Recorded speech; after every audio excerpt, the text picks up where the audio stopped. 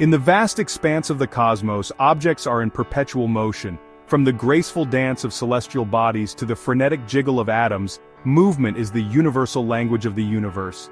But what dictates this motion? What invisible hand guides the trajectory of a thrown ball or the orbit of a planet? The answer, my friends, lies in the elegant and profound laws of motion, first unveiled by the brilliant Sir Isaac Newton.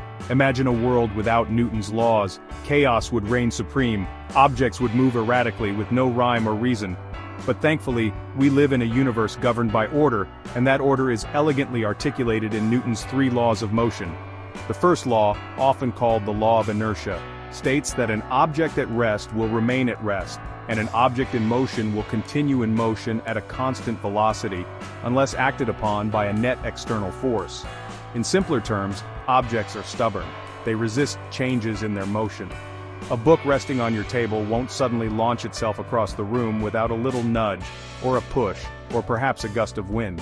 Newton's second law delves into the relationship between force, mass, and acceleration. It tells us that the acceleration of an object is directly proportional to the net force acting on it, and inversely proportional to its mass. This law can be neatly summarized in the famous equation F equals ma, where F represents force, m represents mass, and a represents acceleration. In essence, the heavier an object, the more force is required to accelerate it. Think of pushing a shopping cart. An empty cart is a breeze, but a cart laden with groceries requires a bit more muscle. Finally, we arrive at Newton's third law, often paraphrased as for every action, there is an equal and opposite reaction. This law highlights the interactive nature of forces. When you push against a wall, the wall pushes back on you with an equal and opposite force. This principle is why rockets soar into space. The rocket expels hot gas out of its engines, and in return, the gas exerts an equal and opposite force on the rocket, propelling it upwards. These three laws, simple yet profound, form the bedrock of classical mechanics.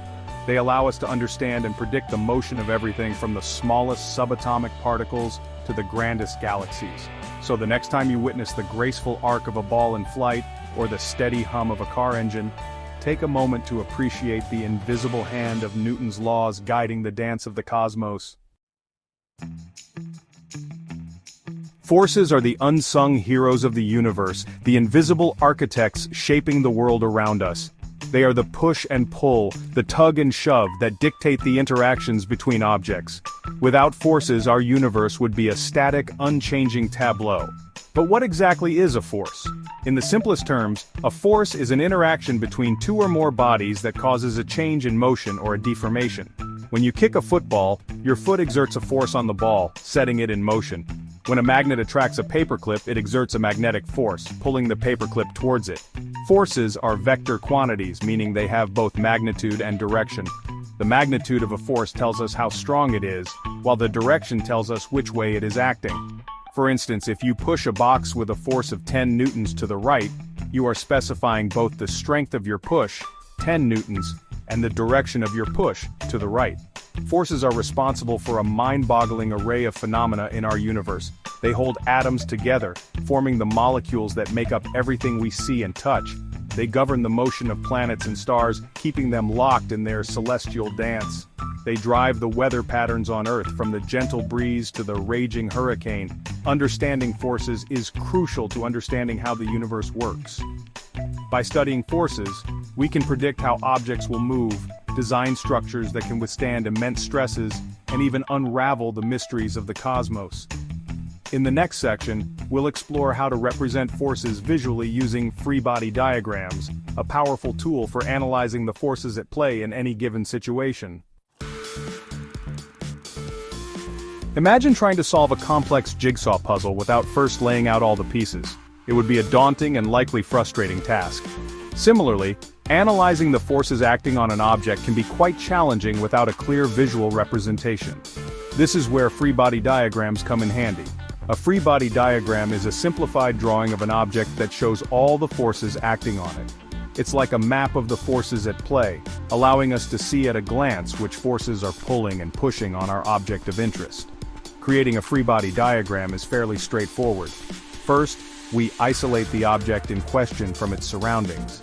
This means ignoring any other objects that might be touching it or exerting forces on it. We represent our object as a simple dot or a box, depending on the level of detail required. Next, we draw arrows to represent each force acting on the object. The length of the arrow represents the magnitude of the force, longer arrows for stronger forces, and the direction of the arrow indicates the direction in which the force is acting. It's important to label each force clearly so we know what kind of force it is. For example, gravity, friction, tension. For example, let's consider a book resting on a table. The forces acting on the book are gravity pulling it downwards, and the normal force from the table pushing it upwards. In a free body diagram, we would represent the book as a dot, with a downward arrow labeled gravity and an upward arrow labeled normal force. Free body diagrams are invaluable tools for solving problems involving forces. They help us visualize the forces, identify which forces are balanced or unbalanced, and ultimately understand why an object is moving the way it is. In the next section, we'll dive into the fascinating world of contact forces, those forces that arise from direct physical contact between objects.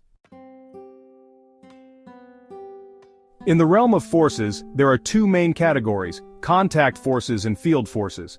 Contact forces, as their name suggests, arise from the direct physical contact between two objects.